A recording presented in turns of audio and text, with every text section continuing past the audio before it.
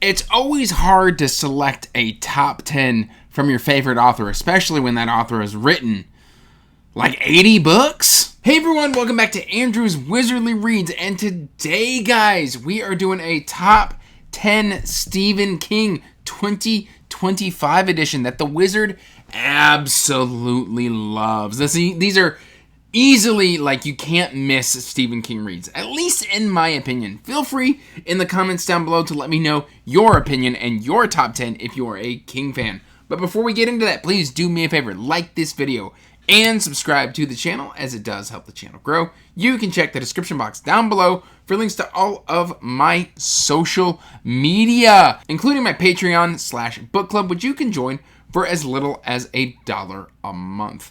With that out of the way, guys, we're gonna jump right on into this video because, frankly, you guys probably expect certain books in here. Some of those are in here, and there are going to be some glaring omissions that you may disagree with me on. In fact, I have not included The Dark Tower. So these are my top 10 outside of The Dark Tower because, frankly, that's just too much for my brain to parse right now. But this is in no particular order, but these are probably my top 10, shuffled any which way you want. Starting with the top, we've got Insomnia. Gasp! Most people will not put this in a top 10, and I don't know why, because Ralph is one of my favorite protagonists in any King novel. He's this older gentleman who is basically having trouble sleeping. The name is Insomnia for the title, and basically, I know I said I wasn't going to include Dark Tower, and this is basically a Dark Tower book, but it's not really, but it's like Dark Tower 6.5 because, you know, we do deal with some stuff. We are introducing to characters who are relevant in Dark Tower 7, and they're introduced here. But, man, my experience with Ralph, and I forget the name of the love interest. It's been a long time since I read Insomnia, but I also think this is like set in Derry, Maine. So it's also kind of related to it, but it's set much, much later. I think it's like 20 years post events of it. But man, Insomnia gets slept on all the time. And not only do I think this should be part of your Dark Tower read, but also, like, Ralph is just awesome. I love Ralph. Ralph was such a good protagonist. And I think this is one of King's stronger endings, just because, like, I didn't see it coming, and it just felt right to me. So, yes, great start to this list with Insomnia. Then we've got this heavy book, and if you don't recognize this dust jacket, fear not, this is The Stand. Don't fall over. This is the 1991 expanded edition. I do have the cut edition from, I believe, it's like 1980 when I got the mass market paperback, or at least that's the edition that I have. But The Stand is just post-apocalyptic, done incredibly well. We've got the coming together of people. We've got the battle of good versus evil. Now, do I think it needed to have all 400 pages added back that were cut? No. There's a few, there's like 50 pages, maybe 100 pages in here that this could have easily been trimmed, and I think the story would be stronger for it. But man, like, what these people go through within this book is phenomenal, and the journey and the battle, The Stand is a titan for a reason. So yes, The Stand does make my top 10. A recent read for me is The Outsider by Stephen King, and this is like Holly number 4, where we've kind of got Holly post the trilogy. I don't really want to say because that can be considered a spoiler. But man, what we've got here is essentially we've got this small town where an upstanding member of society has been accused of a crime that he is absolutely adamant he didn't commit. In fact, he's got evidence that places him outside of town. He's got an alibi. And yet the town turns on him and just bad things happen.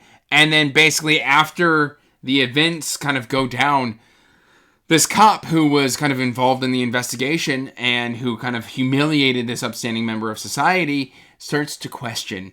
And then we get introduced to the outsider. And man, the monster in this one, so incredibly good. And I like Holly when Holly's part of a team. So I really enjoyed The Outsider. This one just really worked for me. Good stuff. Of course, I'm a huge fan of Needful Things. In fact, I should have held up my special edition. I didn't think to.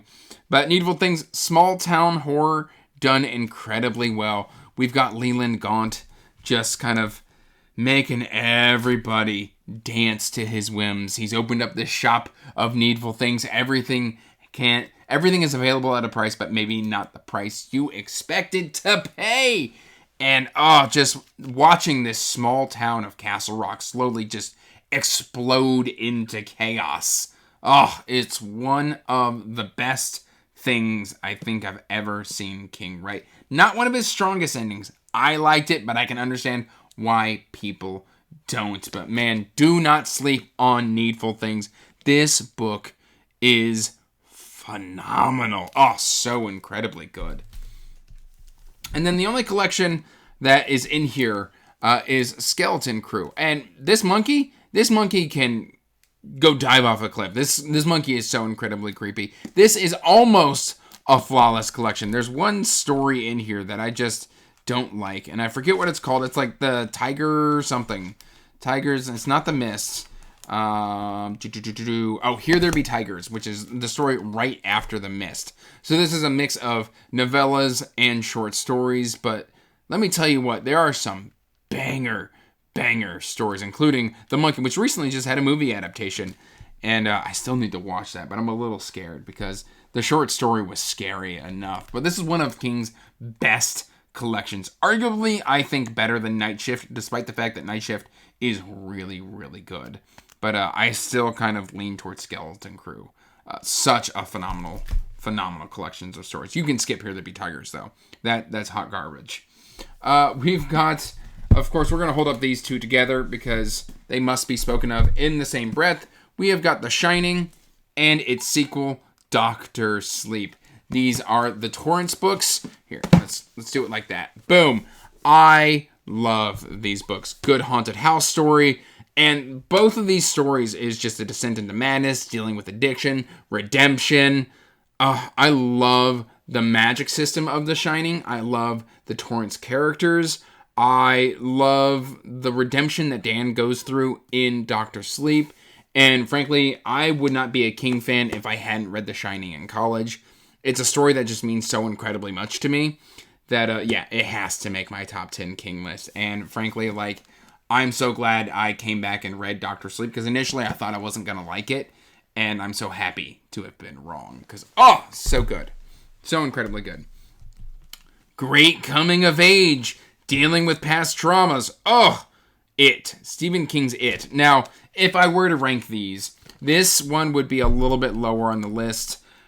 There's about 5 pages that if you removed from the book would be even more legendary than it is, but now that you've got to deal with the critiques of why did King include those pages, I don't know.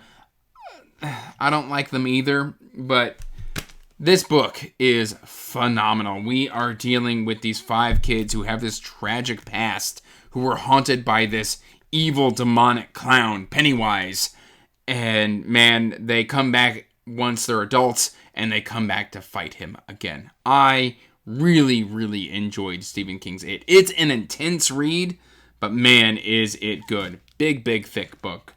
Probably could have used 200 pages of trimming, and it would have been even better. There are some flashback stories from, where we go to, I think it's, the 1930s or something like that. And I was just this is really well written. I don't really see the relevance of it, though.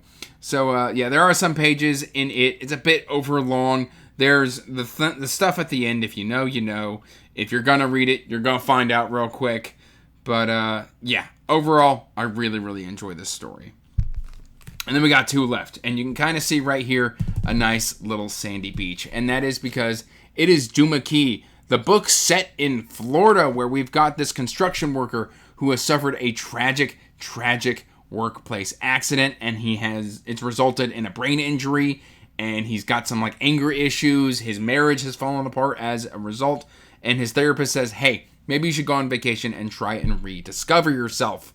And so he does. He goes to Duma Key and he starts painting. He finds this idyllic little house. He makes friendships. He starts to heal only for this house that he is painting in to be kind of haunted. And yeah, this book is fantastic because you start out with the tragedy, you go through the healing process, and then it just dunks you back into the tragedy again.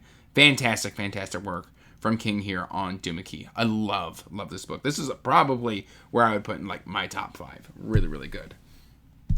And then, of course, The Green Mile. This is a story about death row set during the Great Depression. These guards work death row. They kind of come to know their inmates and the humanity behind these people. And, John Coffey. And there's like a character that's actually a mouse. And it just works. Oh my gosh, I love this story so much. And I kind of need to do a reread of it. This is probably, arguably, is this my favorite? This could be my favorite Stephen King, just from the tone and the events and how they all come together and everything that happens. Like, this isn't like King being horrific. This is King writing the human condition, in my experience. Like, if you liked Shawshank Redemption, like Rita Hayworth in the Shawshank Redemption, you're gonna love The Green Mile. And the movie adaptation is fantastic as well. But again, these are my top 10. I know you're not gonna see Salem's Lot. You're not gonna see Misery. I liked those, but they just aren't my favorites. I would love to hear your top 10 King books in the comment section down below.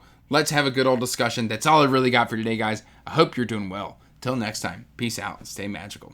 Bye.